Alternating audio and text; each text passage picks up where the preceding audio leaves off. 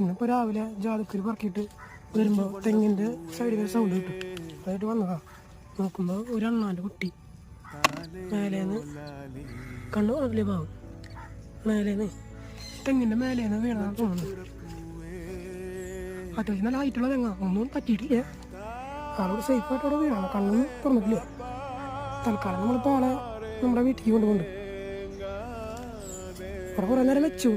പാരൻസിന് നേരെ കാണാനില്ല. ആളൊന്ന് ഹെൽത്ത് ചെയ്തതിന് ശേഷം, കണ്ണൊക്കെ തുറന്ന് ഹെൽത്ത് ചെയ്തതിന് ശേഷം നമുക്ക് ആളെ റിലീസ് ചെയ്യുന്ന വീഡിയോ നമ്മുടെ ചാനലിൽ കാണിക്കുന്നതാണ് കേട്ടോ.